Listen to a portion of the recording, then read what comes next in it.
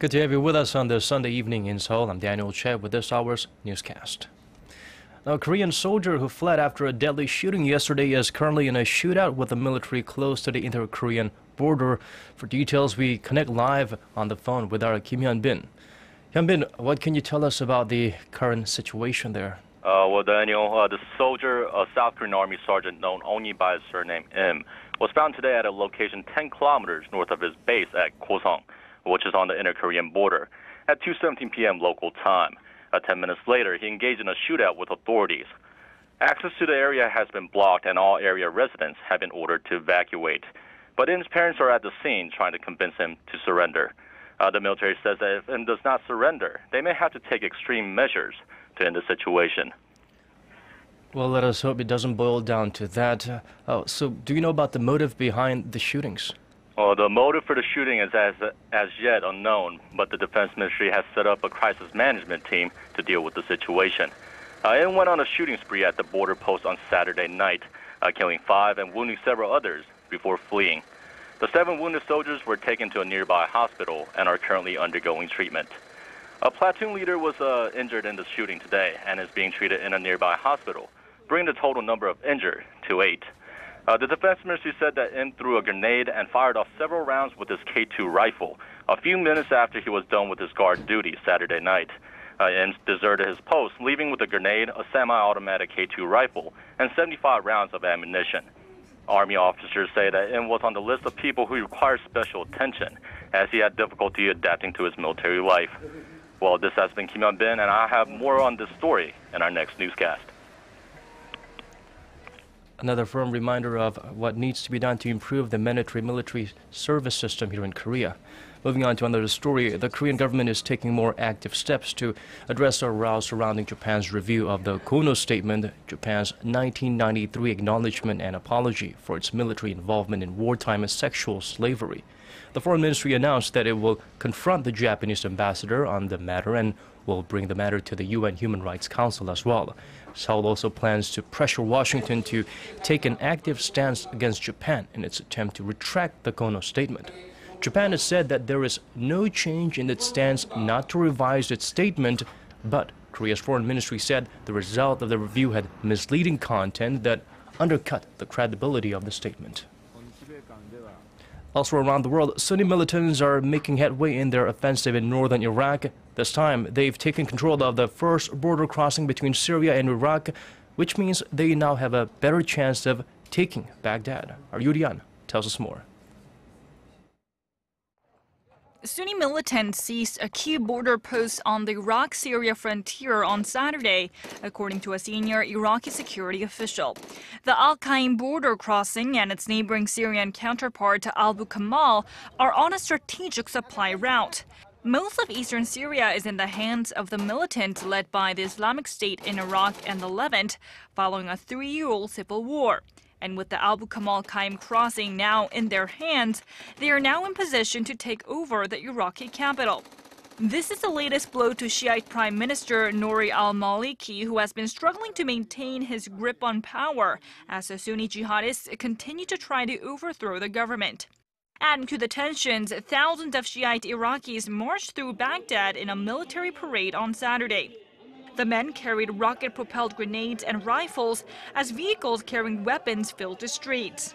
The men are loyal to the powerful cleric Muqtada al-Sadeh, who has yet to throw his followers into the recent fighting.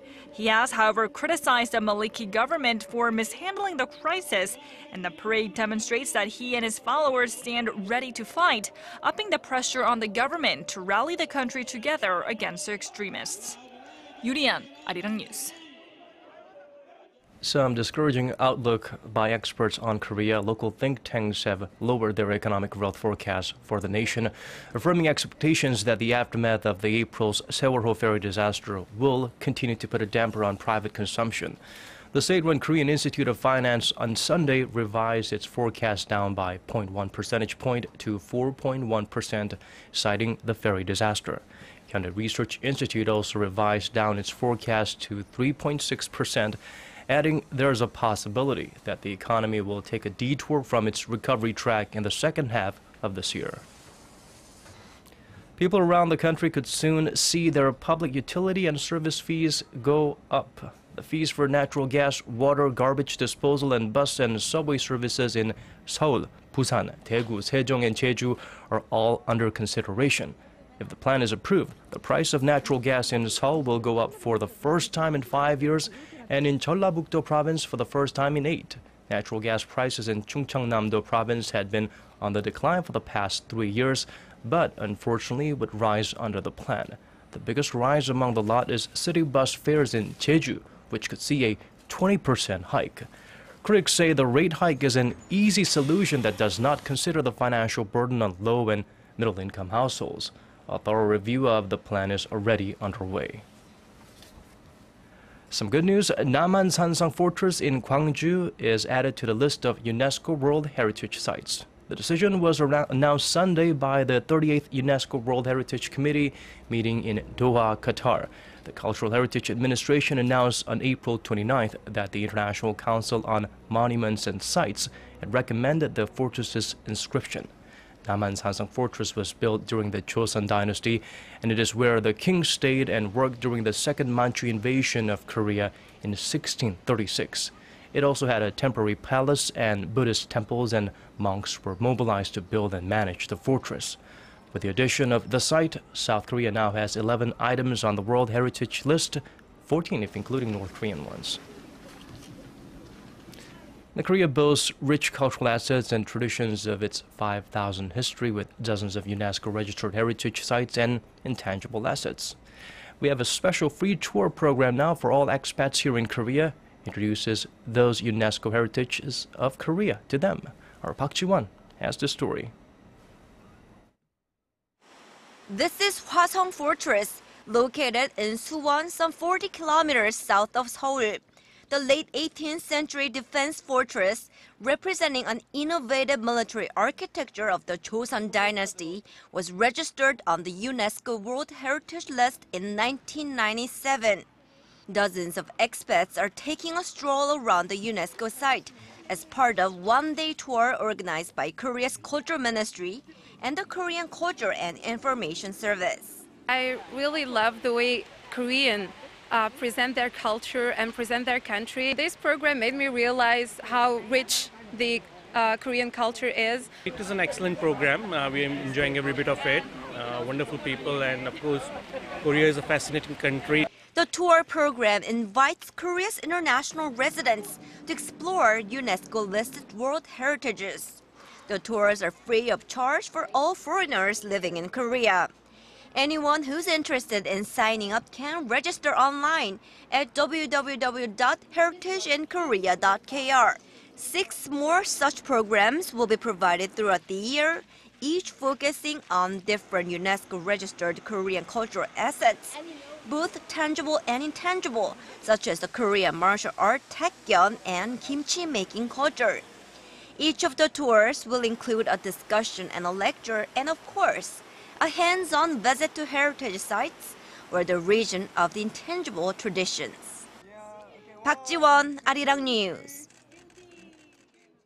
We move on to sports. The latest on the World Cup. Argentina has scored a hard-fought win against Iran. With just minutes left on the clock in what had been a scoreless game, Lionel Messi came to the rescue in the 94th minute. The 1-0 win gives Argentina a spot in the round of 16. Germany and Ghana exchanged goals in the second half of their match, ending with a 2-2 draw. Hopes were high for Bosnia-Herzegovina in its World Cup debut, but the team saw its dreams of going to the Sweet 16 dashed as Nigeria crushed them 1-0. Korea is scheduled to face Algeria this Sunday at 4 p.m. local time or at 4 a.m. Monday in Korea. We're expecting heavy precipitation in Korea around the nation, and it's expected to continue until early Monday in most parts of Korea. So be prepared to carry an umbrella when you step outdoors. And with that, let's take a look at the weather conditions in other parts of our world.